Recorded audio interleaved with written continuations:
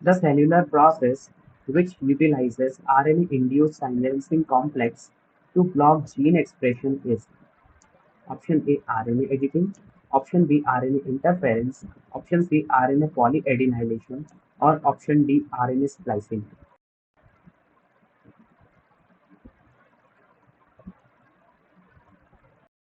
So the correct answer would be option B.